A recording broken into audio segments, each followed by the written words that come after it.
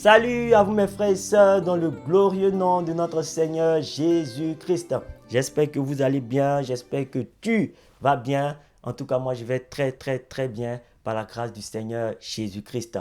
Alors, un jeune conseil en ce jour, quelles que soient les difficultés dans la réalisation de tes projets ou de tes rêves, fais preuve de résilience. Prie le Seigneur et il te donnera le succès. Prie le Seigneur Jésus-Christ et tu auras la victoire au bout du tunnel. Le message que nous allons partager aujourd'hui s'intitule « Proclame ta victoire car tes ennemis sont déjà vaincus ». J'insiste sur le « déjà vaincu ». Et nous allons prendre Josué 10, le verset 8.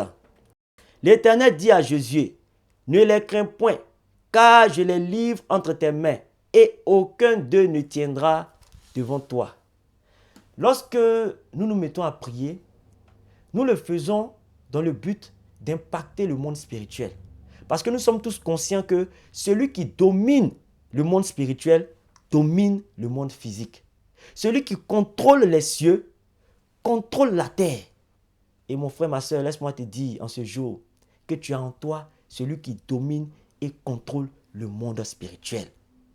Donc lorsque l'Éternel dit à Josué, ne les crains point, car je livre tes ennemis entre tes mains. Il veut dire par là que dans le monde spirituel, ses ennemis ont déjà été anéantis avant même qu'il arrive sur le champ de bataille. Oui, mes frères, avant qu'il n'arrive sur le champ de bataille. Je vous explique le contexte de ce verset-là. Plusieurs rois se sont assemblés pour attaquer un peuple allié au peuple d'Israël. Et ce peuple-là a appelé Israël à sa rescousse. Donc lorsque Josué partait sur le champ de bataille, il était conscient qu'il partait affronter une coalition de royaumes, une coalition de rois.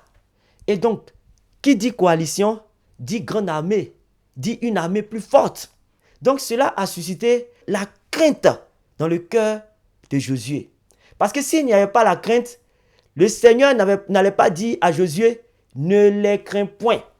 Parce qu'il sonde les cœurs. Et c'est normal. Parce qu'il partait affronter une très grande armée. Et étant sur le chemin, c'est là qu'il a eu cette révélation-là. C'est là que Dieu lui fit cette révélation. Ne les crains point, car je livre tes ennemis entre tes mains et aucun de ces rois ne tiendra devant toi. Et lorsqu'il est arrivé sur le champ de bataille, il a combattu et il a eu la victoire. Le Seigneur a livré ses ennemis entre ses mains.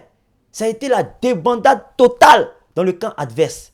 Mon frère, ma soeur, c'est pourquoi je voudrais te dire en ce jour, lorsque tu te dresses devant le diable, lorsque tu commences à combattre l'ennemi, combat en pensant, en ayant à l'esprit que tu as déjà la victoire.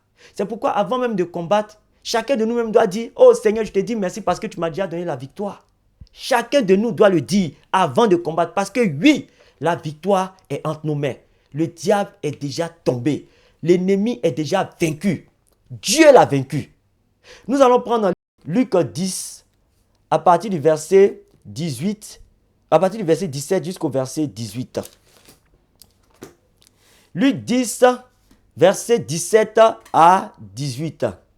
Les 70 revinrent avec joie, disant, Seigneur, les démons même nous sont soumis en ton nom. Et Jésus leur dit, je voyais Satan tomber du ciel comme un éclair. Je vous explique le contexte.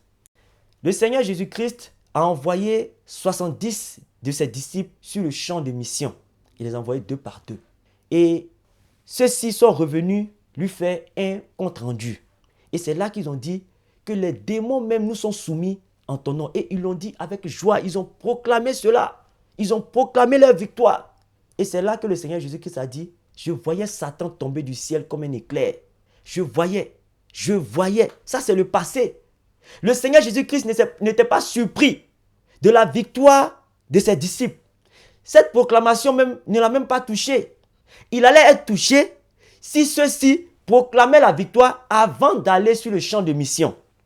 Là, ça allait le surprendre. Parce que lorsque vous lisez les évangiles, vous vous rendrez compte que le Seigneur a toujours été surpris de ceux-là qui proclamaient la victoire, qui avaient la foi avant la manifestation du miracle.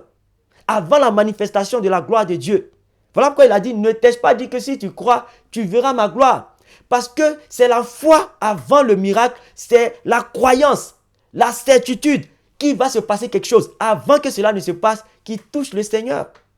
Voilà pourquoi en ce jour, je voudrais te dire, mon frère, avant de commencer un combat spirituel, commence à proclamer la victoire du Seigneur. Bénis le nom du Seigneur parce que tu as eu la victoire. Et il faut croire en cette victoire-là.